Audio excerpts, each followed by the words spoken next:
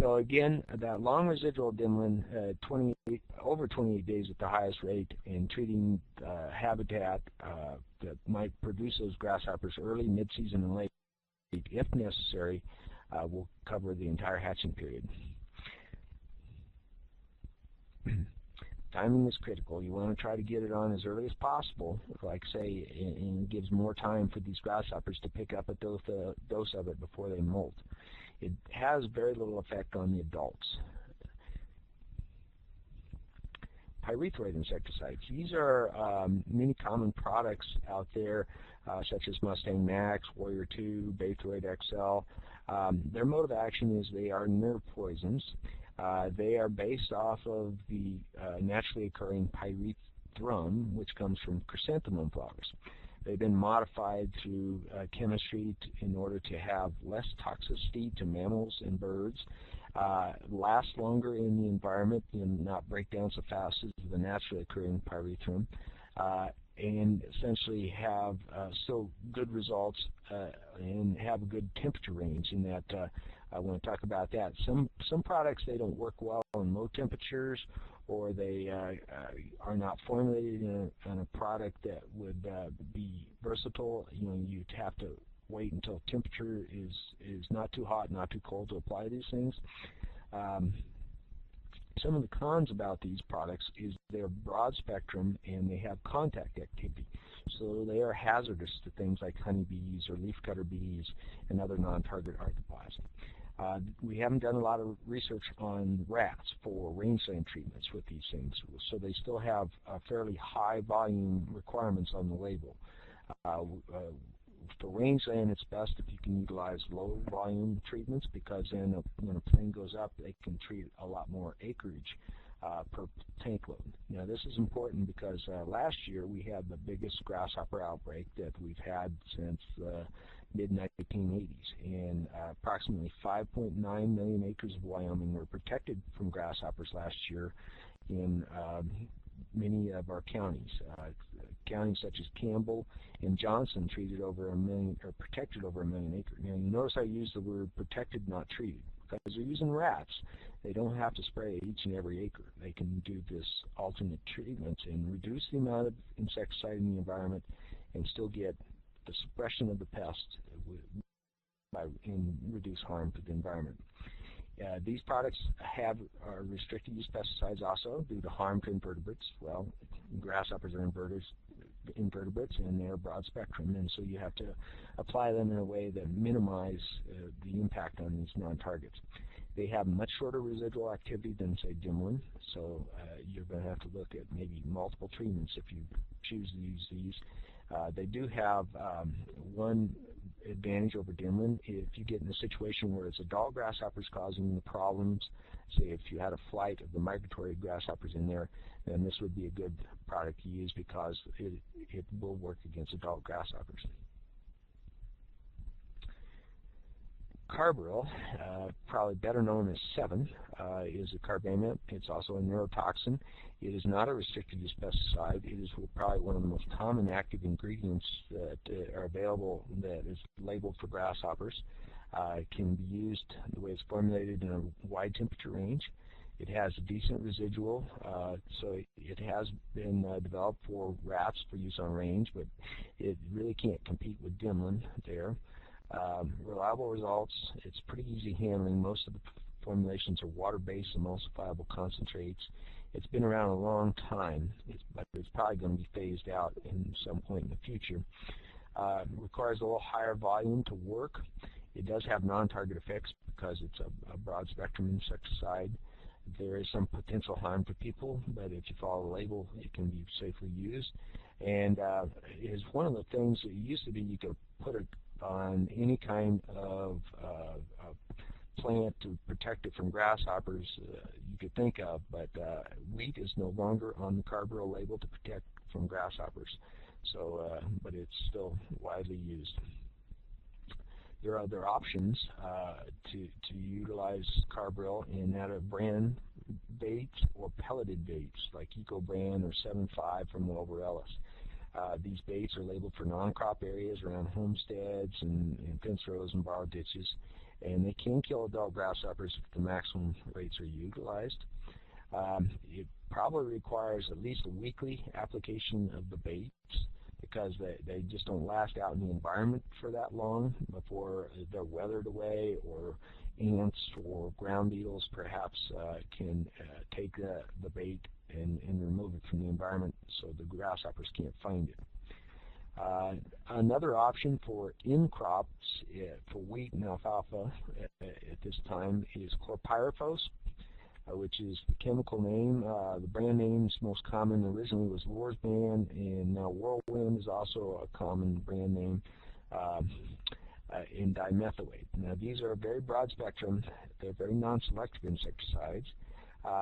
Both of these are labeled for chemigation, which means that if you're set up, your irrigation system is set up for it, you can actually apply it through a sprinkler irrigation system on a crop to protect it from grasshoppers. Like I say, they're generic. They've gone off patent, so there's many generic formulations that can utilize it. Systemics for seed treatment. Now, some of the areas, like in Laramie County, had problems with grasshoppers in the late summer and early fall when they were planting their winter wheat. Grasshoppers coming in and eating the new seedling winter wheat and causing a lot of damage in those areas. The only product that currently is available for use as a systemic on grasshoppers is called Rancona Crest, and it utilizes an active ingredient called imidacloprid. It has not shown to be perhaps as effective as the older products that were once labeled for this use, but it is still available, and it also has some other things like fungicide in it that if you're having those problems, it might be worth the cost of the treating. You do have to treat your seed wheat with it. I don't know if there's any of the seed suppliers that are supplying it already formulated on seed wheat. There's also restrictions if you're utilizing it for your green wheat for grazing, because there's a grazing restriction on this treated wheat. And like I said, in efficacy trials, it wasn't quite as effective as the older products, and so you have to look at always the cost versus the benefit. A newer product for 2011 is DuPont's Corrigan. They're pursuing a 2EE label that will allow them to expand it for grasshopper control for 2011. It already has some pretty broad labeling on crops and grasses for other pests. It's a unique mode of action in that it goes after a receptor that is in insect muscle tissue, but not in the muscle tissue of, say, mammals and birds and reptiles. I think it'll probably be cost competitive with some of the other things like the Pyrethroids. A good thing about it is not a restricted use pesticide. Hopefully you can get in some formulations that will be available in smaller sizes that would make it suitable for small landowners to utilize. It has some systemic action, and it can get into the plant and provide pretty long residual. So in summary, really, we don't have anything that is maybe the ideal acaricide, or acriticide, I mean, in that acriticide is the ideal term in that all you want to get rid of are grasshoppers, which are in the family Acrididae. And we don't have any product that fits that, but essentially if you know the risks or the benefits of each product, and you can put them to the best use in order to control grasshoppers in situations like that. Now, how do you treat these small areas? Like if we're discussing that cornfield again with the 15-foot border, one way to do it is with ATVs that are set up for spraying pesticides. A lot of people are utilizing ATVs to apply herbicides to weeds, and you can modify that a little bit to apply insecticides such as dimlin. This is an ATV set up with boomless nozzles. We were calibrating, and this is just water going on the bare ground to show you about a 18-foot swath here. So you could drive and spray that border fairly easily, or the borrow ditches and things like that are providing a lot of grasshoppers for your farm, and try to treat those. There's also ATV bait applicators that are out there. This one is from Peacock Industries and works with the flaky brand bait that is sold. There's others like herd spreaders that work with more of the pelletized type of brand baits. You always want to do a cost-benefit analysis for any kind of treatment.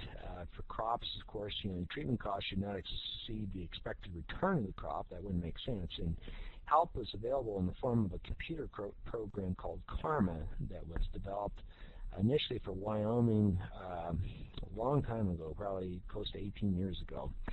And this is available from the fella. He did it for his PhD project when he was at UW in the computer science department, and he's now a professor at the University of Nebraska at Kearney, Dr. John Hastings. He's continued to work on developing Karma for a grasshopper, essentially decision support for the western states that have problems with grasshoppers, and he's also developed a crop protection module. And you can download this, either run it over the web or download it from karma.johnhastings.org. You can do a search from there, and this is his own personal website, so you can monitor it more easily than through the University of Nebraska at Kearney. And essentially it helps with a lot of things, either on rangeland or crops. Now, if you go in through the consultations, the very first question will ask you, are you having problems with grasshoppers on rangeland or cropland? And if you say choose crops, this is one of the first screens that pop up. And so it asks you, what are the grasshoppers, densities in these different areas. If you have a fence row versus in the crop or adjacent rangeland.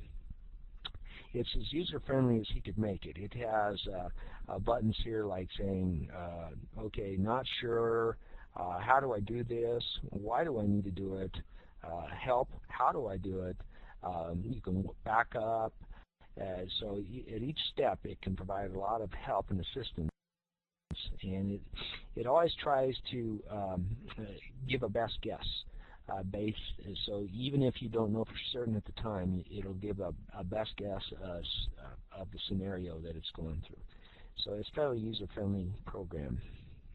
Another useful feature about it is under the settings you can come up with the treatment table, which provides a lot of the current treatments. In this case it's grasshopper on rangeland treatments, but you can also add treatments. Say if we get Corrigan labeled, you can go down and you can add, it'll bring up a new block, you can add Corrigan, you can find out the rate from the label, what the price of your supplier is charging, and it'll end up giving you a total cost per acre protected based on the actual figures of the cost of the chemical and any adjuvants and things like that, or what your projected application costs are. So it's a useful tool for grasshopper management. Another great source of information for grasshoppers is the High Plains IPM website, and the website address is listed up on top, or an easier way for me to find it is I just Google HP IPM, and it will give you the current labeling on a lot of different crops for grasshoppers. You can go into that website and find a lot of information on pest control. Now, I'm often asked the question of what's going to happen with grasshoppers this year. What's my forecast? And I've adapted the Weather Service's forecasting method. I'll just say 50% chance of grasshoppers. And that, and if I'm wrong, you'll still tune in for my next forecast, won't you? So, what's favoring grasshoppers? Well, I think in areas that weren't treated last year and had high populations of grasshoppers, there's a lot of eggs in the ground, and so even if we have bad weather and poor spring survival of the hatchlings, we could still have significant outbreaks in places again. We had a pretty long, mild fall. It probably allowed most all the eggs, even the ones that were laid late in the summer, to reach the stage that can overwinter successfully. Now, in previous years, I think we were at the point of predator saturation, where the predators, like this big wolf spider that's sitting on the fence post surrounded by perfect prey for him, you just can't eat any more than that. So, you know, predators, a lot of times their population responds to abundance of prey by building up. And so certainly after a couple of years of high grasshopper populations, we should start to see that. Now, what are the grasshopper negatives? Well, again, buildup of the predator and parasite populations. In some cases, where grasshoppers are really bad, they can essentially starve themselves. So they'll have less quality food, they'll produce lower quality eggs, smaller eggs, and then the end result will be less viable or smaller nymphs the following spring. Another frequent question is, if I sprayed my rangeland for grasshoppers last year, will I need to spray again this year? Well, that's part of the rat strategy for rangeland protection, is to leave behind as many of the natural enemies as possible that help suppress grasshopper populations naturally. So if you had decent results with your grasshopper control last year, you should have a very low probability of being reinfested this year. What are some of the natural enemies that we leave behind? Well, here's some pictures of these guys. In the upper left, looks like a cross between a woolly mammoth and a mosquito. That's a bee fly. And the adults, even though they look like a ferocious stinging insect, are completely harmless. They have a proboscis for feeding on nectar. Their larvae are maggots that seek out grasshopper egg pods and then develop in the egg pods over the winter. There's two forms. There's another form that looks more kind of like, almost like a deer fly, but it is in the family Bombilidae, the bee flies. Blister beetles are also another kind of a two-edged sword, in that their larvae seek out grasshopper egg pods, but some of the species are a problem for alfalfa growers because they can swarm as they're mating and then be incorporated into hay, and their bodies contain a chemical called cantharidin, which is a blistering agent and can be very toxic to all classes of livestock, and horses especially. What are some other negatives? Well, if we continue to have a cool, wet spring, you're more likely to get outbreaks of fungal diseases that can affect the grasshoppers. This is an example up in the dark areas on the picture on the left are grasshoppers clinging to the grass dead, and then there's a close-up on the right. And this is called summit disease because they seem to want to climb up to the tops of vegetation and then they'll die there. Well, initially it was thought that the fungi was driving them up there in order to provide a good point to release more spores. But grasshoppers, even though they're cold-blooded, they can regulate their body temperature, and they do a thing called behavioral fever, where they'll go up and bask in sunlight in order to try to fight infections of fungal diseases and raise their body temperature. But in this case, they were obviously unsuccessful. So this can sometimes occur in situations. I'm going to switch gears a little bit now and talk more about grasshoppers and gardens, which is also a very common question to get.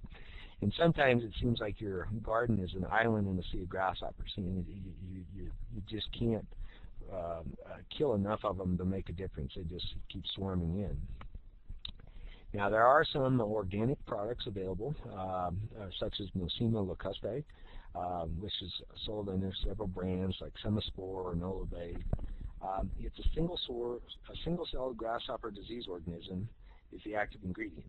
So it is you can kind of think of it as alive, and so it has a short shelf life. So if you bought some of the stuff last year and you didn't apply it, you might as well throw it out because they have a fairly short lifespan, 8 to 13 weeks in proper conditions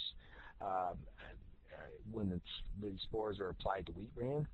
I think of this as grasshopper suppression, not really control. And you want to treat early and often.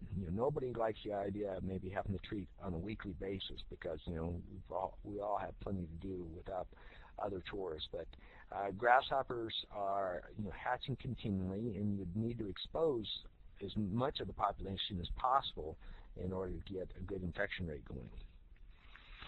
What are some of the pros about this? Well, they say that the female grasshoppers that are infected with this disease produce fewer eggs, and then the disease can be carried over to the next generation via eggs in some cases. The cons on it is very slow action. Sometimes it takes 2 to 3 weeks to kill any grasshoppers with no low bait. And essentially, with higher infestations, you're going to have a lot more of the product, and it is not cheap. One of the problems with this particular thing, when it was first investigated for grasshopper control, was it has not been, there's been no way found to produce this without live grasshoppers. So they have to actually have grasshopper colonies to produce this disease organism. And the Nosema variety that is utilized is not a really highly fatal one, because then it would kill the grasshoppers in colony too fast and they wouldn't be able to produce the spores. So it's probably always going to be a specialty product that is too expensive to use on wide scale, but maybe it would be good for areas, protecting your garden in suburban situations, treating like the alleyways or vacant lots with this product in order to reduce the number of grasshoppers in the area. Other products that are available for grasshoppers, well, of course, Carbaryl, or 7, is still labeled for grasshoppers in gardens. Malathion, some of the Pyrethroids. Permethrin is one that, if it's labeled for the particular crop in your garden, might be a good one in that permethrin has some irritating properties to insects. That's why it's utilized as an insect repellent on animals or treated clothing, such as buzz-off clothing. It has what's called hot foot repellency, so it's unpleasant for the grasshoppers. And when you think about that, if you have grasshoppers coming in and you have a product that is completely tasteless and odorless, and the grasshopper eats his fill of the plant and then maybe falls off dead, well, that's not as good as if you came in and you took a taste of that thing and said, "Ooh, this tastes like permethrin," and hops away. So this is active ingredient that I've been telling people that if they have a situation where they need to have some control within their garden or on their ornamental plants, then maybe permethrin might be a better choice than some of the others. Again, the bait is a viable option around those situations because you do reduce the amount of insecticide a lot with bait. And two-striped grasshoppers are primary pests of those situations. Is bait susceptible? And treat early and often with bait, light sprinkles and good coverage, not huge piles here and there. This is a picture of Ecobrand. Luckily, they did get their labeling problems straightened out, and they will be available. This is it's sold in these plastic containers that you can use to shake them out. There's also pelleted forms available from Wilbur Ellis. Can you protect your garden with a repellent? I talked about the hot foot repellency of permethrin. Well, we looked at repellents at one time, stuff that was either labeled for grasshoppers and insects or other creatures that try to keep them from eating it, such as garlic extract. We found no repellency in our experiments.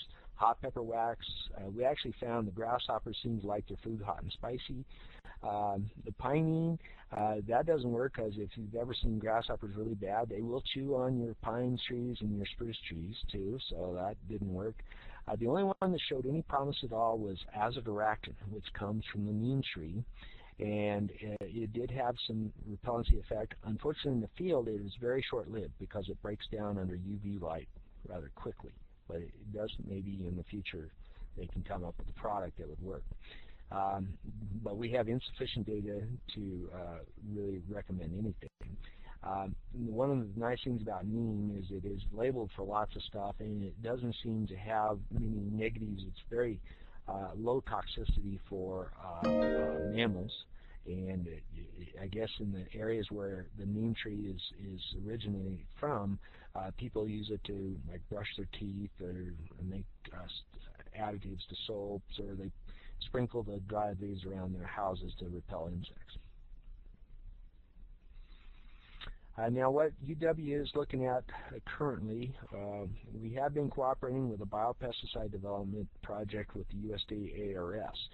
And we're looking at a fungal pathogen called Bareilles locustae. And so essentially, we're not going to be able to do any field work this year because the permit to look at some varieties that came from Australia and Africa has not been issued.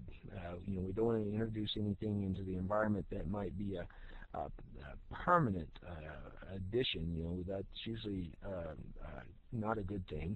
If we can show that the fungus only persists shortly after you apply it and doesn't persist for near a year, then we might have this as an option in the future.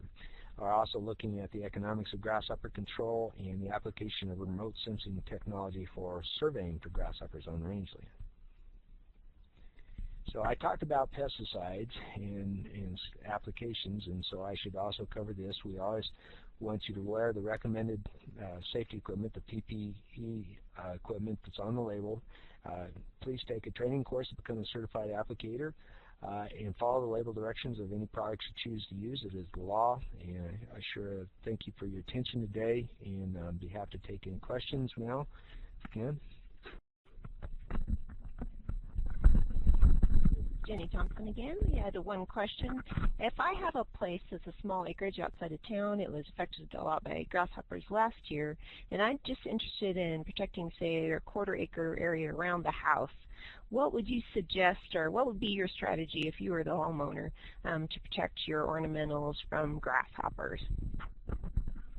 Well, if I was in that situation, and you can't treat the entire source habitat, say you're surrounded by rangeland or other people that aren't treating, I would investigate looking at the source habitats that you can treat, like in borrow ditches or weedy areas around your place that you might have noticed a lot of grasshoppers hatching, and then get those treated either yourself if you're an applicator with Dimlin, or hire someone to do that.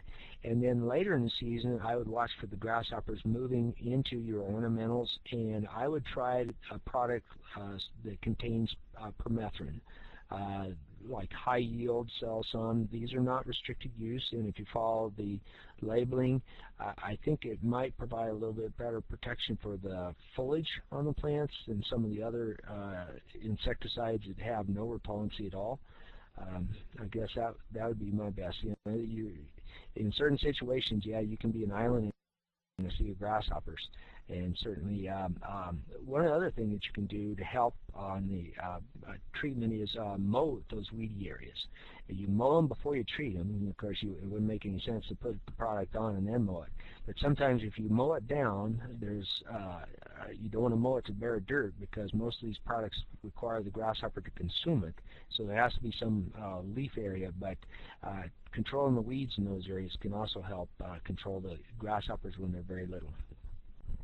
This is Jenny Thompson again. I'd like to thank Scott Schell. That was a great presentation on grasshoppers. Wonderful job. I just wanted to mention that this presentation is hopefully being recorded and will be available on the Barnyards&Backyards.com website in the next couple of days. If you'd like to receive notices of future events such as webinars or other activities going around the state, you can go on that Barnyards&Backyards.com site and sign up on the listserv. I thank you all for joining us today, and I hope you have a wonderful day. Bye-bye.